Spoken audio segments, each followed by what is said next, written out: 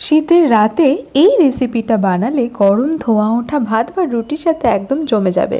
রেসিপিটা খুব তাড়াতাড়ি রান্না করা যায়, আর এই শীতকালে যখন ধনেপাতা অ্যাভেলেবেল তখনই এটা রান্না করে মজা। তো চলুন এটা কিভাবে রান্না করা যায় রেসিপিটা দেখে নিই। এর জন্য প্রথমে কড়াইতে 1 চামচ তেল দিয়েছি। তেলটা গরম হলে তাতে 20-22টা মতো রসুনের কোয়া দিয়ে দিলাম, আর 1 ইঞ্চি মতো আদা কেটে টুকরো টুকরো করে দিয়ে দিলাম। এটাকে হালকা ভেজে নেব। এর মধ্যে 1 মুঠো কাজু বাদাম দিয়ে দিলাম। যখন রসুন আর আদাটা একটু ভাজা হয়ে আসবে তখন বাদামটা ভেজে নিয়ে, বাদামটা ভাজা হয়ে এসছে তখন 6-7টা কাঁচা লঙ্কা ফাটিয়ে এর মধ্যে দিয়ে দিলাম। এটা হালকা করে জাস্ট লঙ্কাটা ভাজা হবে, এই সময় এটাকে তুলে নেব, বেশি ভাজার দরকার নেই। দিয়ে এটাকে ঠান্ডা হতে দেবো। এদিকে 1 আঁটি ধনেপাতা নিয়েছি বেছে, আর 1 মুঠো পুদিনা পাতা নিয়েছি। এগুলোকে ধুয়ে ভালো করে টুকরো করে মিক্সির মধ্যে দিয়ে দিচ্ছি। মিক্সি বাউলের মধ্যে পুদিনা পাতাটাও দিয়ে দিলাম, আর যে ভেজে রেখেছিলাম রসুন, আদা, লঙ্কা আর কাজু বাদাম সেটা দিয়ে দিলাম, আর এর মধ্যে 1/2 কাপ টক দই দিয়ে দিলাম। এবার এটাকে ব্লেন্ড করে নেব। এটা ব্লেন্ড করে মশলাটা রেখে দেবো। এইদিকে 500 গ্রাম চিকেন নিয়েছি, হাড়ওয়ালা চিকেন আছে, তার মধ্যে প্রয়োজন মতো নুন দিয়ে দিলাম, আর ওই ধনে পাতা পুদিনা পাতা পেস্টটা যেটা রেডি করে রেখেছিলাম সেটা এর মধ্যে মাখিয়ে নিলাম মাংসের সাথে ভালো করে। এটাকে ম্যারিনেট করে আধ ঘন্টা রেখে দেবো। এর মধ্যে ফুড কালার দিলাম আমি 2-4 ফোঁটা। এটা অপশনাল, অ্যাকচুয়াল রান্নাতে হোটেলে রেস্টুরেন্টে কিন্তু এটা দেওয়া হয়, ঘরে রান্না করলে দেওয়ার প্রয়োজন নেই, সেক্ষেত্রে রঙটা অতটা সবুজ হবে না। এদিকে আমি কড়াইতে 4 চামচ মতো তেল দিলাম, আর 2টো বড় পেঁয়াজ লম্বা করে কুচিয়ে নিয়েছি, দিয়ে পেঁয়াজগুলোকে ছাড়িয়ে নিয়েছি। এই পেঁয়াজগুলোকে ভাজবো। এখানে আমি অ্যাকচুয়ালি পেঁয়াজ বেরেস্তা বানাবো, তো এটাকে মিডিয়াম আঁচে দিয়ে পেঁয়াজটাকে ভেজে নেব। পেঁয়াজটা যতক্ষণ না ব্রাউন হয় ততক্ষণ এটাকে ভাজবো। এটা খানিকটা ভাজা হয়ে এসেছে।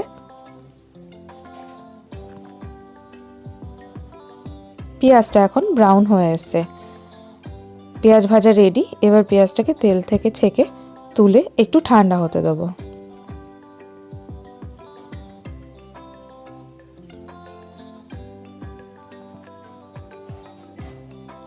পেঁয়াজ ভাজাটা ঠান্ডা হয়ে গেছে। এবার একটা মিক্সি বাউলে দিয়ে এটার একটা পেস্ট বানিয়ে নেব।